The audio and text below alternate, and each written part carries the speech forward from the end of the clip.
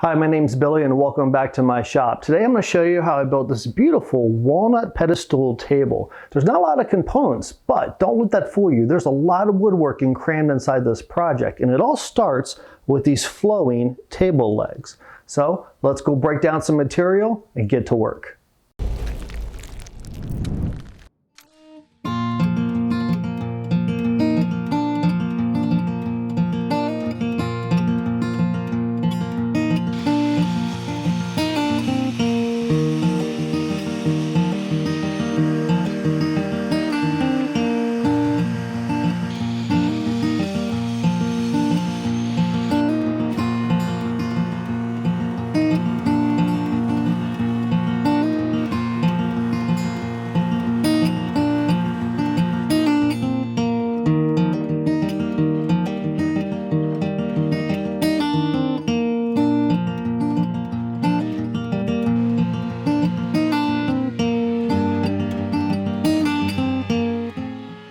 This pedestal table doesn't have a lot of components, but the star of the show is really those legs. So we want to make sure that we get those right. I made two templates. I wanted one that was a little beefier so I can kind of get a sense of the overall profile, and then I made a thinner one that would be used at the router table with a router bit. I milled up my lumber for the legs, and this is really one board that I cut into 3 pieces. And then when I put them together, the joints basically disappear and all the grain matches. So I really like this. And by doing that, I don't waste as much stock. So I can put multiple legs together, goes from board to board. I can get all of my legs out of this one board. So the next step is I want to glue up these 2 boards, and then I'll cut 1 or 2 of the legs out, and then I'll glue on the 3rd board. And I could do it all together at one time, but the downside of that is that I have a lot more stock to deal with at the bandsaw when I cut the profiles out. It's just going to be a bit of a hassle. So instead, I'd rather take my time, do a little bit at a time each day, and then I just figure I'll get better results that way.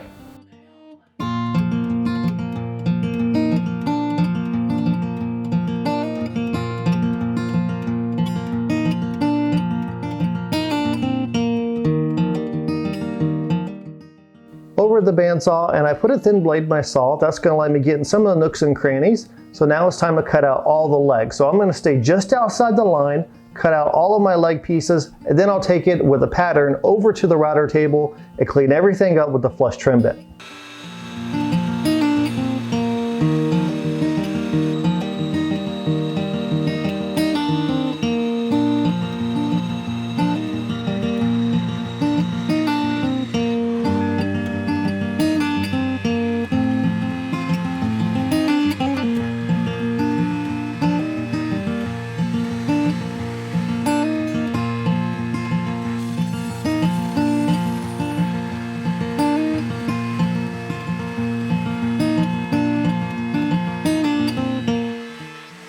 The legs are going to be held together with a center peg, and that peg is actually going to be 3 different pieces. It's going to have a core and then a top cap and a bottom cap. And the core, we want to be the same thickness as the tenon that's on our leg. And that's a really deep tenon, so I'm actually going to have to make this in 2 pieces and then glue those pieces together to make the core. So that's what I did here is I grabbed a piece of scrap. This actually came from one of the legs, and I milled it down so that I can cut a circle, cut another circle, and when I put those together, they will be the same thickness as the tenon. Then also I'm going to take some thinner stock, probably about 1/4 inch, and cut 2 circles that way, and that will be the caps. So once we have the core, then we can cut out mortises that will fit for our legs. And then to cover up the top of the tenon and the bottom of the tenon, we'll glue on our cap. To cut the circles, I'm actually going to go pretty old school. I'm going to use a compass and draw a couple circles once I figure out what diameter I want. Then I'm going to use a circle cutting jig that I have. I've used this in the past for a couple of projects, and I've really liked it. If you didn't have a jig, you could probably cut this at the bandsaw or the jigsaw. So I'm going to cut my circles, and then while I have my jig set up, I'll also go ahead and cut the caps for the top and the bottom and just set those over to the side. That way I know that when I put all my circles together, everything's going to line up just how I want it.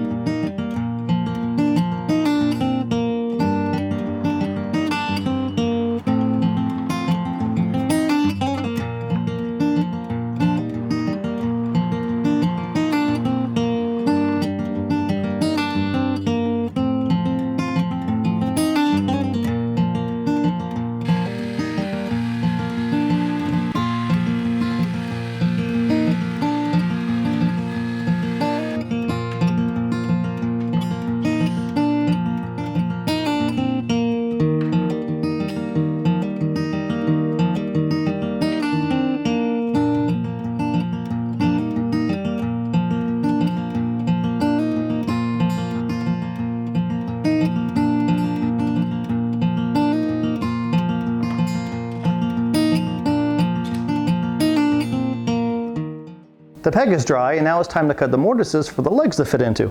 And to make this a little bit easier, I printed off a template. So I drew a circle that's the same diameter as my peg, and then I also put a couple rectangles, and these symbolize the tenons that are on the legs. So I'm going to take some spray glue, glue this on top of my peg, then go over to the bandsaw, and I can cut just inside my lines and then sneak up on the fit with some chisels until the legs fit snugly into the mortises.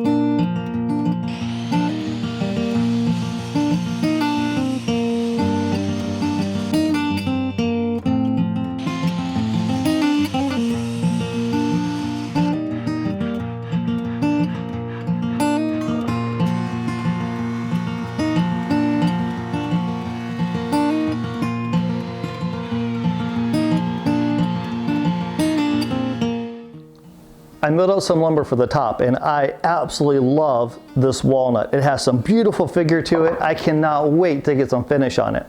So at this point, I'm gonna glue these boards together, and then I'm gonna cut a circle because we're gonna have a circular top. And you've seen me cut circles before on this project. Remember that one time when and that other time when I did that?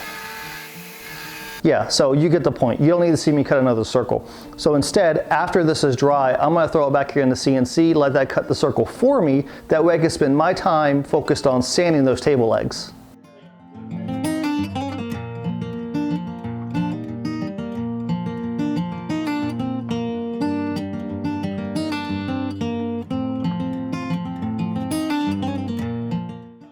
This is one of the exciting parts. It's time to glue together the table base. And you can see I already dry assembled it. It's all connected into the center peg and it looks fantastic. It's nice and snug.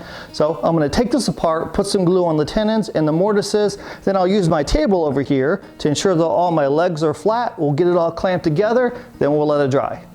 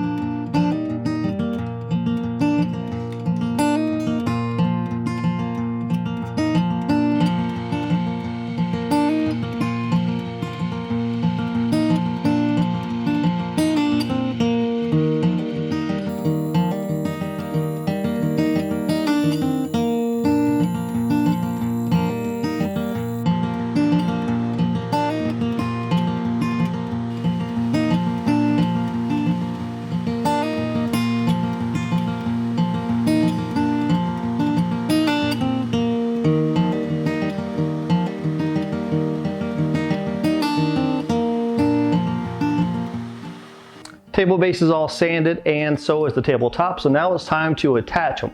And to do that, I'm gonna go really simple. I'm actually just gonna use some dowels for this. And there's a flat area on top of each leg. And I bought one of these drill blocks. I've never used this before, so I'm looking forward to it. And I can set it up here, clamp it down, and I'm going to use a brad point bit, and I can drill out my hole for the dowel. And then after I've got all the holes, I'm going to use these dowel centers, and they have a little point on them, and you stick them in the hole. Then I can take my tabletop, place it on top of my base, and whenever I get it to where I want it, I can press it down, and it's going to leave a little dimple on the bottom side. Then I can use my brad point bit to drill out the corresponding holes, and then everything should line up.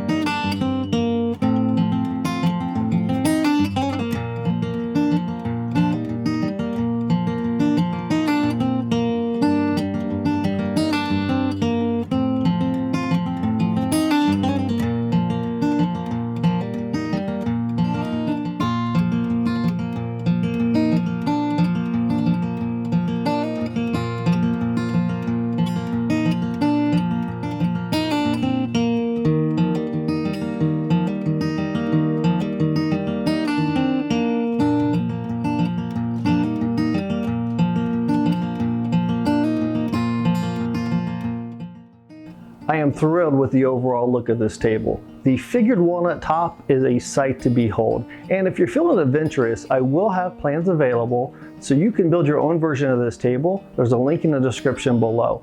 And I'll also have this table for sale on my website. If you enjoy this sort of content, please consider subscribing, and if you want to stay up to date on the latest happenings in my shop, you can follow me on Instagram at Genealogist Woodworker. And until we meet again, get in your shop and build something awesome.